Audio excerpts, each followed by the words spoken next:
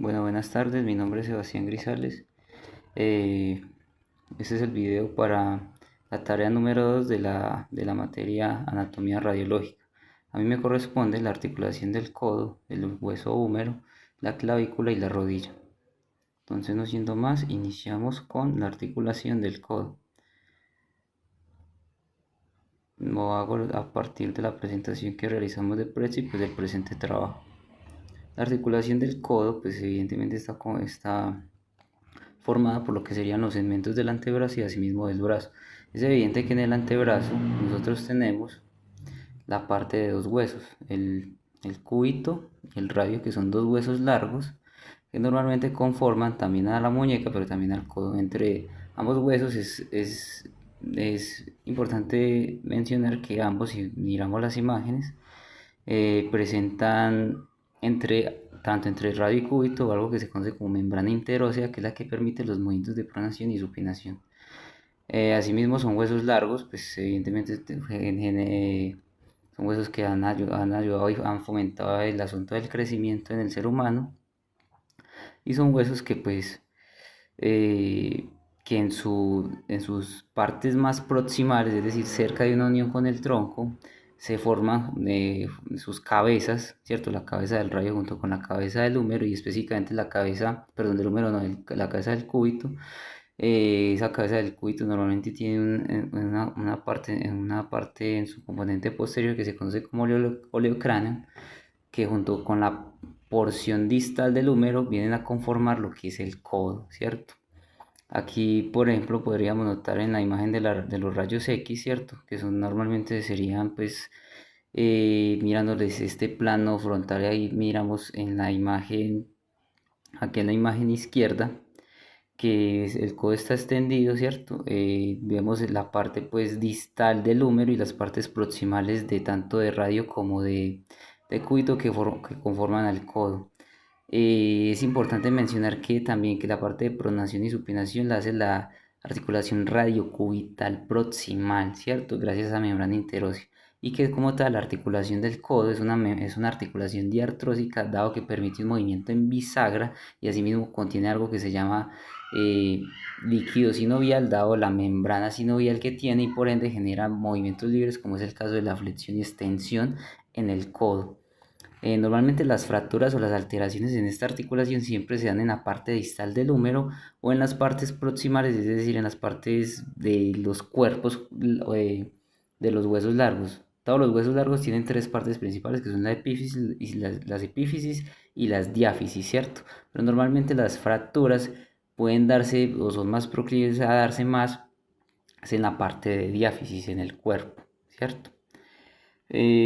Vamos con otra.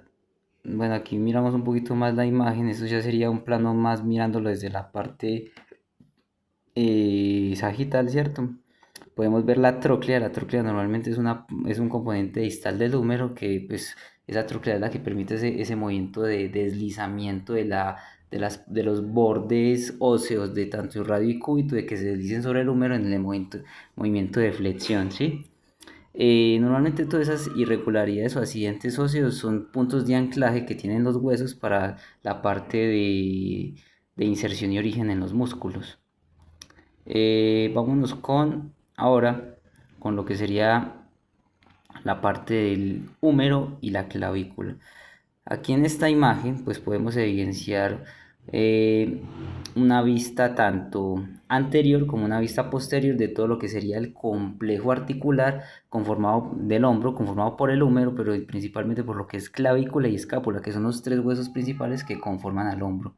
Vamos a empezar a hablar un poquito del húmero. El húmero normalmente es el hueso que hace parte del segmento del brazo, ¿cierto? Es un hueso largo también, tiene una porción cilíndrica, tiene una diáfisis, que es su cuerpo, pero también tiene algo que es la cabeza del húmero, que esa cabeza del húmero normalmente se ancla con una cavidad glenoides, o lo que llamamos la glenoides, que es un borde curvo que está dentro de lo que sería el hueso de la escápula, que gracias a esa unión entre la cabeza del húmero y lo que es la escápula, pues es que el hombro, hablamos de que es una articulación también diartrósica, y también conocida también como articulación glenumeral, donde normalmente puede generar movimientos como la flexión, la extensión, las rotaciones, y un movimiento muy importante que son las circunducciones. Asimismo, la clavícula hace parte de ese complejo del hombro, que la clavícula es un hueso no largo, sino plano, que permite movimientos de deslizamiento en el momento en que se generan procesos de estabilización en el hombro cuando se realizan movimientos de la articulación glenohumeral. Es importante notar que entonces tanto húmero y clavícula son dos huesos que son muy proclives también a fracturas. La clavícula es un hueso que normalmente se puede lesionar mucho en el borde más acromial, es decir, donde se une como una superficie ganchosa que tiene el hueso de la escápula, que es lo que se conoce como acromion, y aquí en los rayos X lo podríamos evidenciar. Por ejemplo, aquí arribita miramos la clavícula, ¿cierto? Por acá vemos que este sería ese hueso que sobresale ahí, lo que llamamos acromion. Más abajo está otro que se conoce como la apófisis coracoides, que hace también parte de la escápula y que normalmente es lo que llamamos una articulación acromioclavicular, ¿cierto? Por ende es importante pues con esta articulación en términos de estabilización, dado los movimientos de la articulación glenohumeral. Pasamos con la parte de la rodilla, importante la rodilla, ¿cierto? La rodilla es una articulación que normalmente soporta mucho peso y normalmente es la más proclive a enfermedades de desgaste en cuanto se habla del cartílago.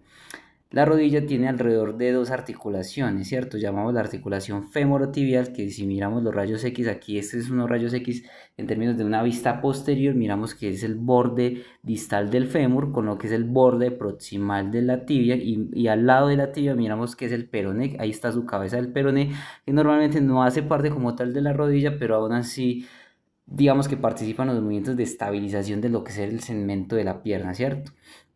Si miramos aquí una vista aquí más lateral, miramos entonces que la rótula, ¿cierto? Forma y también se pega con el fémur. Entonces es lo que llamamos la articulación femororotuliana, ¿cierto? Entonces tenemos dos articulaciones en rodilla, la femororotuliana y la femorotibial.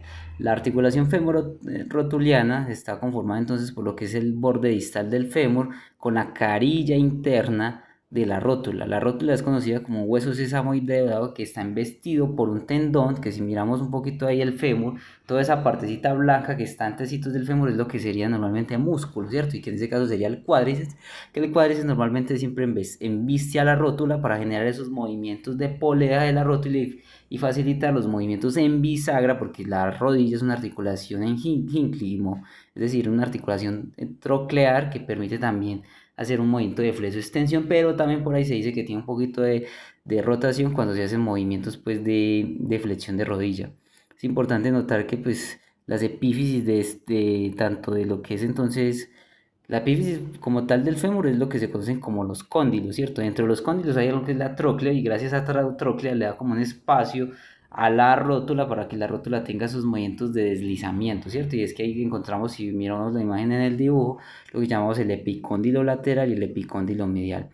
Lo que es, esos epicóndilos normalmente ahí tienen en sus extremos lo que llamamos cartílago, que ese cartílago se enlaza con el cartílago ahí que sería con la tibia, que la tibia tiene lo que se conoce como meseta tibial, que también se podrían conocer como epicóndilos, que pues son irregularidades óseas que todos los huesos tienen, que van servido de punto de ligamentos en términos de anclaje y también de los músculos, ¿cierto? Y aquí ya tenemos otra vista en rayos X, donde miramos incluso todo lo que sería el hueso del fémur. Ahí podríamos mirar lo que es el trocánter mayor, el trocánter menor más mirando hacia la parte medial, toda la parte de la diáfisis, que es el cuerpo como tal del hueso más largo del cuerpo humano, ¿cierto?